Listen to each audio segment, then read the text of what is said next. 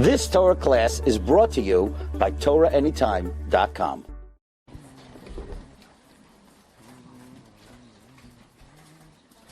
Thank you so much for the warm introduction. I remember when I was in high school, so my father's a big speaker, but he's not a professional Rav. I mean, he's professional, but he's not a acting Rav. And the most embarrassing thing in the world is when he was invited to speak in my high school. I was like, I don't know what to do with myself.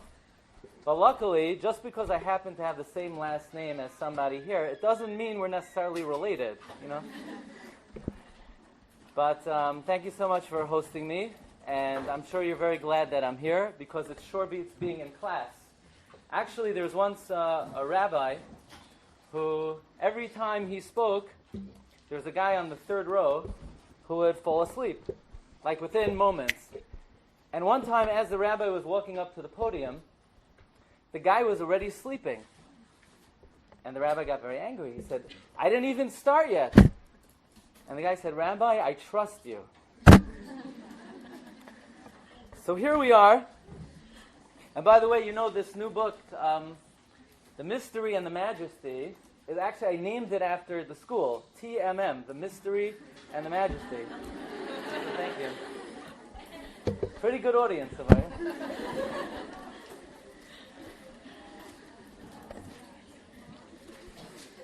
So here we are, we're about less than a week's time before Rosh Hashanah. And I want to share with you a very powerful question. And this is a question that really should get us thinking. Because even though Rosh Hashanah is the day of judgment, yet the Gemara brings down in Masechta Rosh Hashanah an opinion. Amar Rabbi Yossi, Adam nidain b'chol yom. Rabbi Yossi says a person is judged every single day. And if so, if a person is judged every single day, what exactly are we getting so worked up about on Rosh Hashanah? We stand in the shul, and we shuckle, and we sway, and we cry, and perhaps we're a little bit scared. But what are we getting so worked up about? Every single day the Rebbeinu Shalom judges us. Amar Rabbi Yossi, Adam nidain b'chol yom. Rabbi Yossi says a person is judged every single day. I'll ask you another question. The Gemara Masechta Rosh Hashanah wants to know, why don't we say Hallel on Rosh Hashanah? We should be obligated to say Hallel on Rosh Hashanah. And the Gemara answers that the reason why we don't say Hallel on Rosh Hashanah is because it would be inappropriate to say Hallel. Says the Gemara, Sifrei Chayim v'Sifrei Mesim Psuchim Lefanecha. When the book of the living and the book of the dead are open, you're going to sing Shira HaKadosh Baruch Hu. That would be highly inappropriate to sing Shira. But that means the Gemara is asking that we should say Hallel, and we have an excuse, we have a rationale why we don't. But essentially, we should be obligated to say Hallel. Why should we say Hallel on Rosh Hashanah? We only say Hallel when a miracle happens. We only say Hallel to commemorate a Nes. There's no miracle that takes place on Rosh Hashanah. We stand before the Rebbeinu Shalom, and the Rebbeinu Shalom analyzes, he scrutinizes our actions, our thoughts, our inclinations, our deeds. But no miracle takes place on Rosh Hashanah. It's not a day of Nisim, V'neflois. Why in the world should we say Hallel?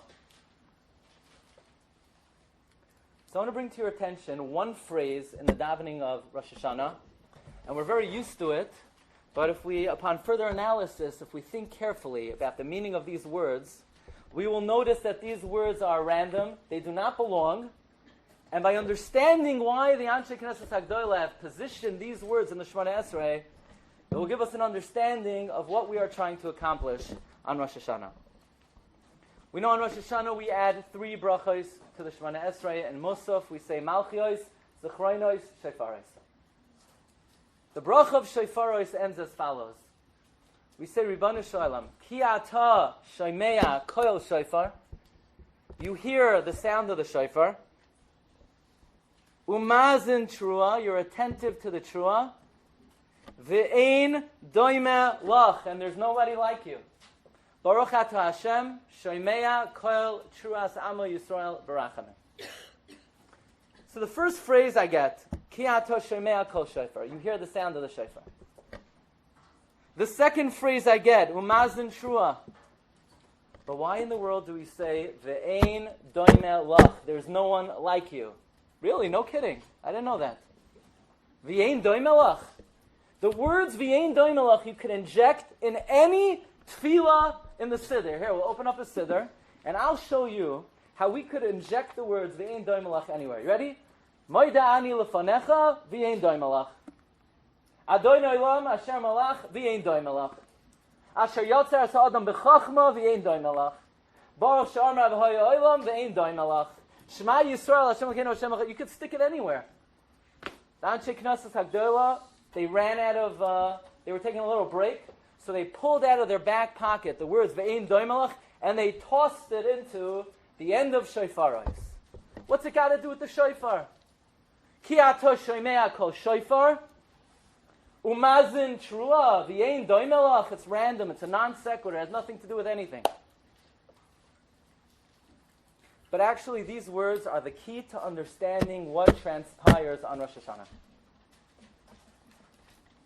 Share with you another halacha. The Torah was written by the son of the Rosh. Actually, the Rosh was one of the Gedolim in Germany, and because of pogroms, he had to run away to Spain, and he took his son, Rabbeinu Yaakov, with him. Rabbeinu Yaakov wrote the Torah. The Torah contrasts the way that we prepare for Rosh Hashanah to the way that one would typically prepare to a capital court case. The Torah says typically, if a person's life was on the line and they were being judged, they would come into the courtroom disheveled, ungroomed, a mess. The last thing on somebody's mind when their life is on the line is what they look like, what their clothing looks like, whether they've been hygienic for the last little while. They're so immersed, they're so overcome with their court case that they don't have time for personal hygiene. However, says the Torah, that is not how we conduct ourselves in preparation for Rosh Hashanah. For Rosh Hashanah, says the Torah, you need to take a haircut. For Rosh Hashanah, the Torah writes, you need to clean yourself. For Rosh Hashanah, you need to wear new clothing, fresh clothing, white clothing, says the Torah. Why? Aren't we scared? Aren't we nervous? Aren't we uneasy? How do we have the wherewithal to prepare ourselves, to groom ourselves, and to wash ourselves? Says the Torah, listen to these words. Lefi sheyoidin shahakadosh baruch hu yaseh lohem nes. We are confident that the Rebbeinu Shalom will make a miracle for us. And again, the question is, miracle? There ain't no miracles taking place on Rosh Hashanah. Rosh Hashanah is Yom Adin. We pass before the Rebbeinu Shalom. By the way, we would feel much more comfortable. I'm going to pass before Hashem, but I'm going to take my 3 best friends with me. The people who I always go out to pizza with, I'm going to bring them with me. No, you're on your own, pal. You stand before the Rebbeinu Shalom with nobody, with no friends, with no family, just you. And the Rebbeinu Shalom decides your fate for the upcoming year. So what does the Torah mean? We're confident that the Rebbeinu Shalom will make a miracle for us. What miracle? Rosh Hashanah is a Yom Adin, not a Yom Hanes. What is the Torah referring to? So here it is. We're going to open up, we're going to radically change the way we understand what takes place on Rosh Hashanah. With one more halacha. This is a halacha that is not in effect anymore. This is not a halacha that we observe anymore, because actually technology has changed the way that this halacha applies to us. And that is, the halacha requires that if you haven't seen a friend in 30 days, upon seeing them for the first time, you make the following bracha. You say, Shechiyanu, V'kimanu, V'higiyanu lazman hazeh. Baruch Hashem! You've made it! You've arrived, you've reached this occasion. I don't know where you were. I haven't seen you, I haven't heard from you. I didn't know about your whereabouts. Now that we made it to this time, after 30 days, you say a Shechiyanu. And the reason we don't make this bracha anymore is because we assume that if anything would have happened to your friend, you probably would have found out about it within like a nanosecond. So we don't have to make that bracha. We're not that worried. If anything would have happened, we would have found out about it rather quickly. But the Shulchan Aruch continues. The Shulchan Aruch says, and what if you haven't seen your friend in 12 months? What if an entire year has gone by and you haven't seen your friend? Says the Shulchan Aruch, then you make the following bracha. Baruch atah Hashem, Elokeinu melech haolam, mechaye hamesim. If you haven't seen your friend in 12 months, you say, blessed are you Hashem, that you revived the dead. What? But your friend wasn't dead. Obviously not. They're still here. You're looking at them. You just met them. Why would you make the bracha, mechaye hamesim? So the Mishnah Berurah quotes the Marsha. And the Marsha explains that if you haven't seen your friend in 12 months, then there's one day that we know that for sure passed. And that's a Rosh Hashanah. So what? So what we learn from this Marsha is a radically new understanding on Rosh Hashanah. We are much more comfortable thinking. We would prefer to think that when we stand before the Rebbeinu Shalom on Rosh Hashanah, we say, Rebbeinu Shalom, I have my family. I have my friends. I have my life. I have my health. I'm popular. I'm successful. Rebbeinu Shalom, I have it. Don't take it away from me. I want to keep it this year. I want to remain alive this year. I want to remain healthy this year. I want to remain with all of my blessings. There's no such thing. That's not what happens on Rosh Hashanah. The Marsha is teaching us that something else happens on Rosh Hashanah. What happens on Rosh Hashanah is that the Rebbeinu Shalom gives a person a 1-year lease. And in the contract it says, here is what you need for Tavshin Tes. Here's your life for Tavshin Tes. Here's your intellect for Tavshin Tes. Here are your blessings, your friends, your family, and then Erev Rosh Hashanah Tavshin Tes, you get a letter in the mail. And the letter says, you're being evicted. It's over. Life is over.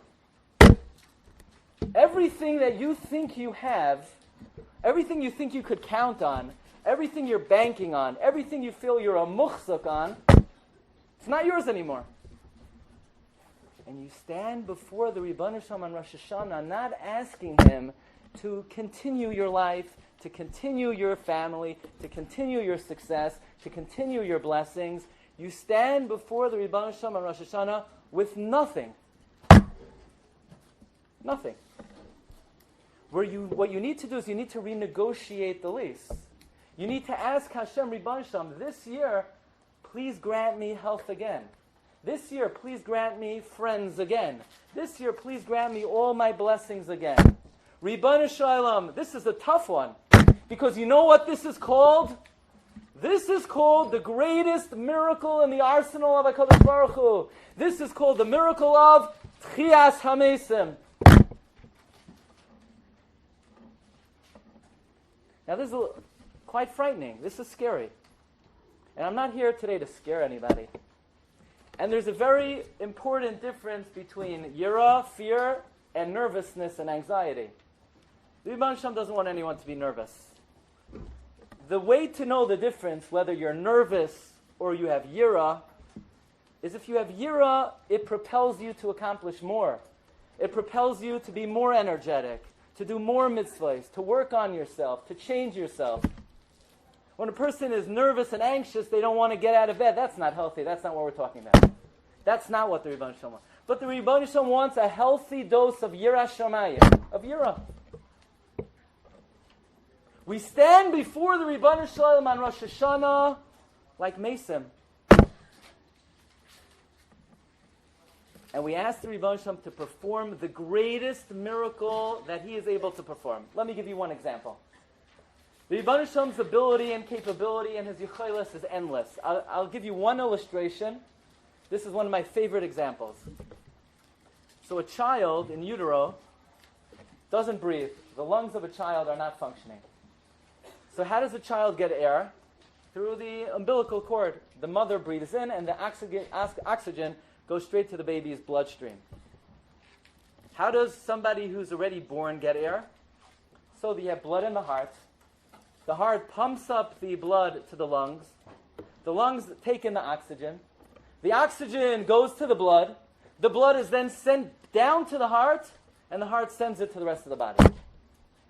So you'll ask a kasha, if a baby gets oxygen straight into its bloodstream, then it doesn't have to pump up the blood to the lungs. So what does the baby do with its blood? And the answer is there's a wondrous phenomenon that a child in utero actually does not send the blood up to the lungs. The child in utero has a hole in its heart, and the blood flows from one side of the heart to the other side of the heart. But does anybody know how long could a person live with a hole in their heart? The answer is I efshar lehiskayim v'la'amoid lefanecha afilu sha echas. One could not exist and live even for one moment. So how does a baby survive? The moment a baby is born, the baby cries. It creates a pressure cavity in the heart. The heart seals shut like that. And if it doesn't, the baby needs open heart surgery, sakonas nefashes. But the Rebbe says, no need. I've created a phenomenon where the whole circulatory system of the baby is changed in an instant, in a flash. That's pretty remarkable. But that is not the greatest miracle in Rebbe Sham's arsenal. You know what the greatest miracle in Rebbe Sham's arsenal is? This is a miracle that only HaKadosh Baruch Hu has the key to. This is the miracle that we refer to with the following words. Umi doime lach. We say every morning, every afternoon, every night, Mi chamoicha bal gevurais, umi doime lach, melech meimisu mechaya. It is the miracle of Techias HaMesim that is the greatest miracle in Hashem's arsenal. Where the Rebbeinu Shem, the Gemara says in Masechta Gittin, that the day will come, a person could have passed away 2,000 years ago. They could have drowned, the Gemara says, and their molecules could have been deposited in the corners of the universe. And the day the Rebbeinu Shem will come, Hashem will gather this person's molecules, reconstitute them, and bring the person back to life. This is the greatest miracle of Tchias HaMesim. How do we describe this miracle? Umi doime lach. There's another time that we refer to the miracle of Tchias HaMesim. We say, Ein ke'arkecha, v'yein zulasecha. Efes boltecha, umi doime lach. What does umi doime lach refer to? V'yein doime lecha moshienu, l'schias HaMesim. There is one miracle that there are no words. It's incomparable. No wonder of HaKadosh Baruch Hu even compares to the miracle of Tchias HaMesim. And therefore, on the day of Rosh Hashanah, it's a frightening day. We don't know what will be in Tafshin Pei. I just had this chus. I took a group to the Beis HaKfaros in Queens, Mount Judah Cemetery. We went to the kever of one of the early Rosh Hashivas of Torah Vadas, Reb Shlomo Hyman. Yeah, you saw this. We're going to 11 healthcare. You're going next week? Oh wow! So I don't want to spoil. So I'll give you a little nugget. Reb Shlomo Hyman would say, we say on Rosh Hashanah, Tiku b'chodesh shofar ba keseh. That Rosh Hashanah is hidden. It's covered. What exactly is hidden and covered about Rosh Hashanah? Reb Shlomo Hyman says, because on Rosh Hashanah, God gives every Jew a box. And the box is sealed, and the box is covered, and the box is closed, and inside the box is your fate for the upcoming year. But we don't know what's inside the box. We don't know what the year has in store for us. And the reason why it's frightening is because the starting point is not we have what we have, Ribbono Shel Olam, keep it that way. Or we like to think, Ribbono Shel Olam, I have everything. You know what? Stay out of my life for one more year and everything will be good. No. We stand before the Ribbono Shel Olam with nothing and we ask Hashem, please grant us again everything we need, hope, and want. You know what miracle that is? That is the miracle of Tchias HaMesim. But it's a miracle we're very confident in. It's a miracle that we know that the Rebbeinu Shalom, as our Father, will give us, is going to give us, is going to shower on us. Says Rabbi Ezel Charif, there's a fundamental difference between the judgment that takes place every day and the judgment of Rosh Hashanah. You see, every day when you wake up in the morning, HaKadosh Baruch Hu judges all of us. But you know what the Rebbeinu Shalom says? You were alive yesterday, you were healthy yesterday, you had friends yesterday, you were successful yesterday. I'm going to keep it that way unless I have good reason to change it.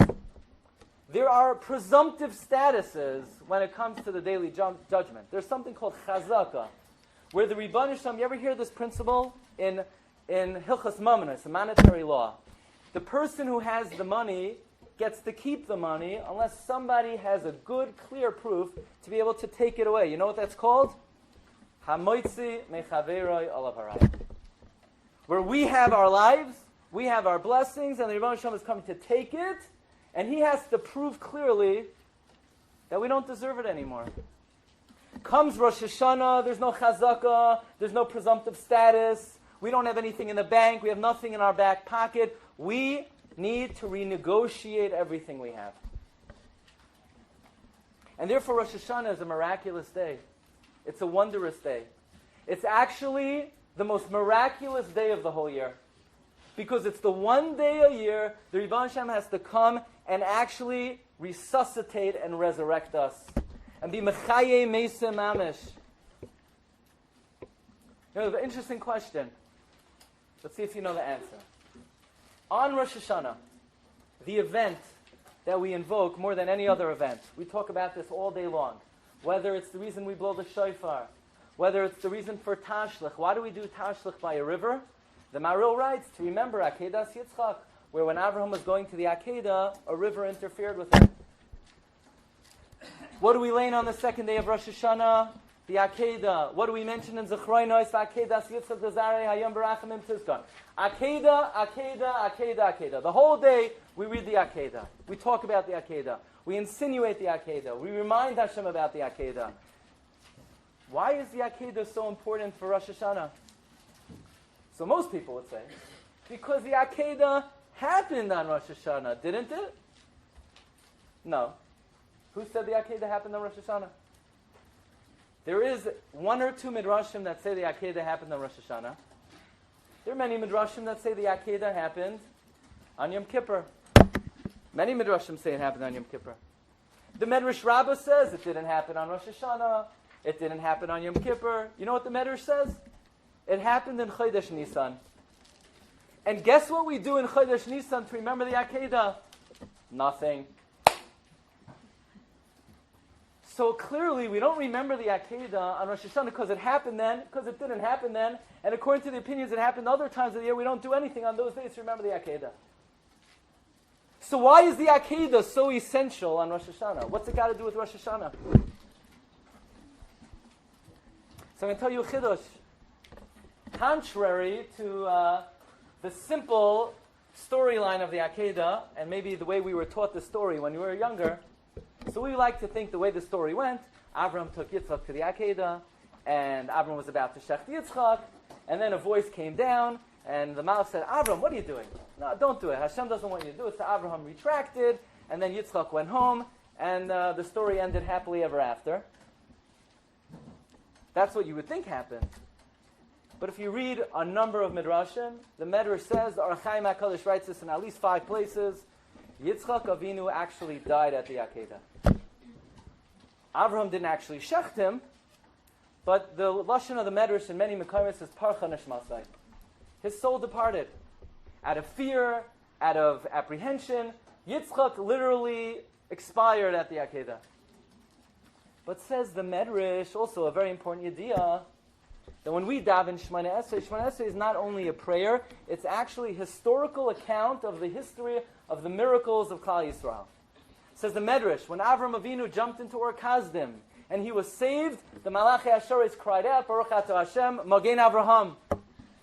Says the Medrash, And when Yitzchak expired at the Akedah, the Rebbeinu Shalom took the dew of Tchias HaMesim and he sprinkled Yitzchak with the dew of Tchias HaMesim, and he brought Yitzchak back to life. And when Yitzchak opened his eyes, he said, aha, I see Yesh Tchias HaMesim in HaTorah. Baruch Atah Hashem Mechaye HaMesim. So I saw in the Sefer Oz Yasher from Rabbi Moshe Schwerd that the reason we read Akedas Yitzchak on Rosh Hashanah is not because it happened on Rosh Hashanah, because the central theme of Rosh Hashanah is God's ability to take a mess, and that's us, and resuscitate, resurrect, revivify, be mechaye, and bring it back to life.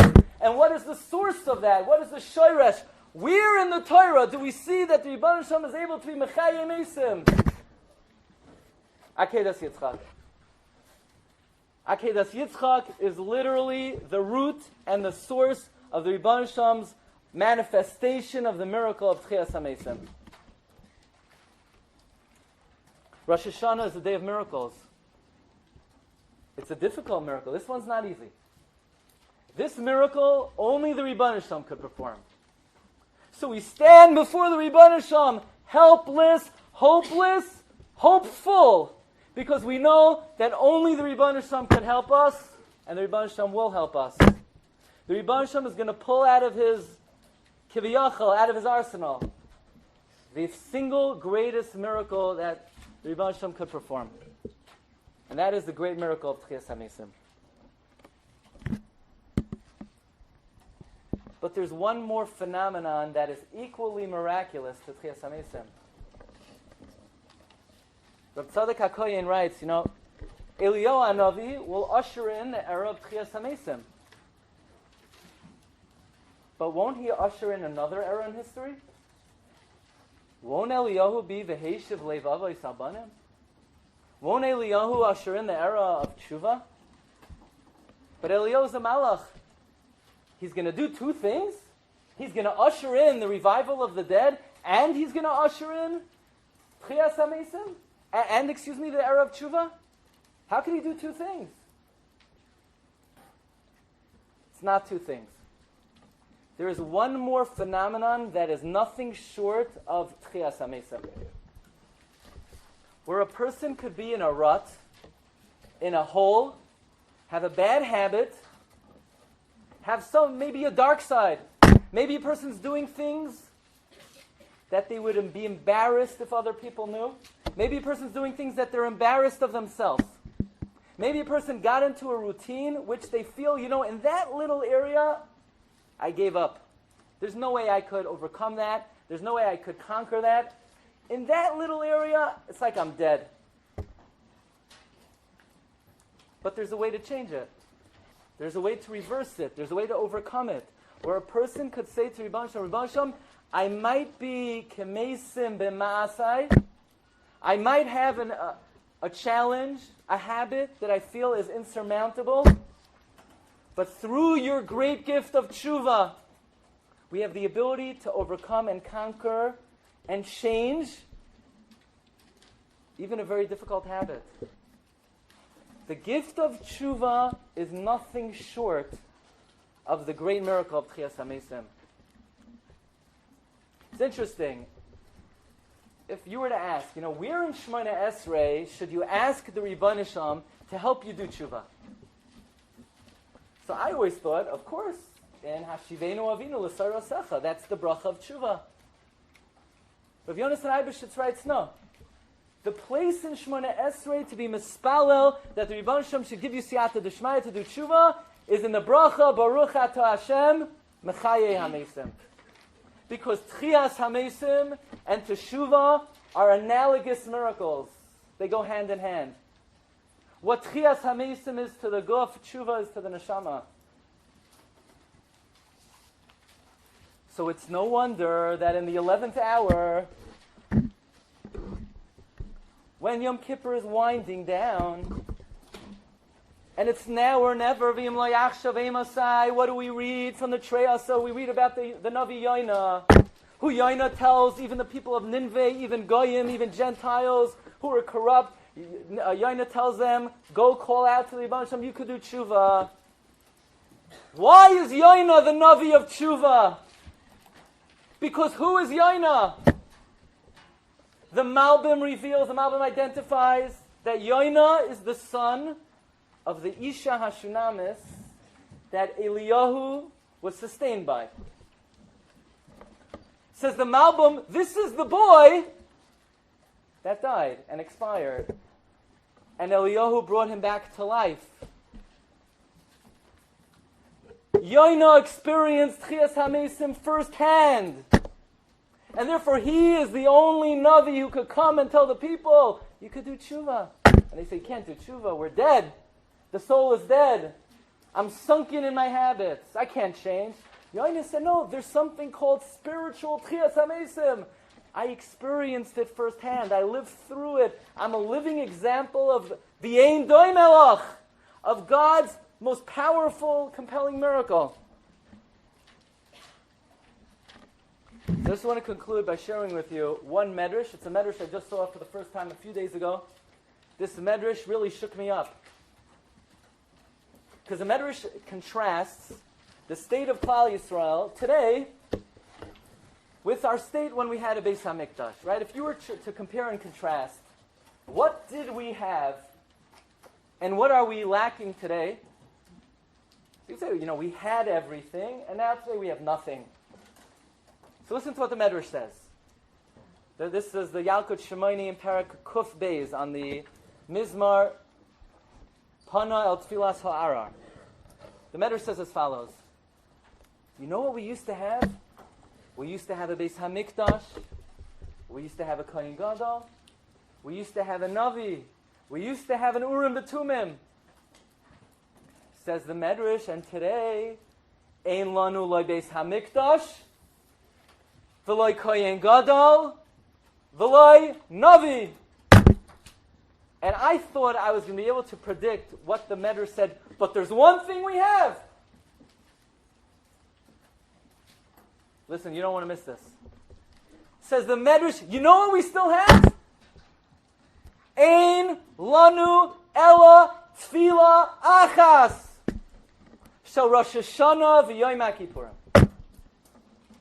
The only thing that we have today that we could say is like a relic, is a shirayim, is a flavor, is a taste, is a semblance of the supernatural koyach that Klal Yisrael once had. We have no Beis HaMikdash, we have no prophet, we have no Kohen Gadol, but we still have one weapon. That with this weapon we could accomplish the single greatest miracle in the universe. You know what the weapon is? Tfilas Rosh Hashanah Yom Kippur. It is literally the greatest treasure that Klal Yisrael has today. And with this treasure, if we put in our heart into the tefillah, if we put in our kavanah into the tefillah, we can access the greatest miracle in the arsenal of HaKadosh Baruch Hu. And that is Rebbeinu Shalom's ability to take all of us who stand before Him on Rosh Hashanah without life, without friends, without family, without all the blessings we could count on. And we say, Rebbeinu Shalom, there's no one else who could do this other than you. And then the Rebbeinu Shalom showers on us the dew of Tchias HaMesim. And Be'ezus Hashem, He should be mevarich all of us in Tavshin Pei with a year of Chayim, a year of Hatzlacha, a year of good health, a year of only bracha v'hatzlacha, Shana Tova to everyone, Ksiva Ksima Tova. Thank you so much. You've just experienced another Torah class brought to you by TorahAnytime.com.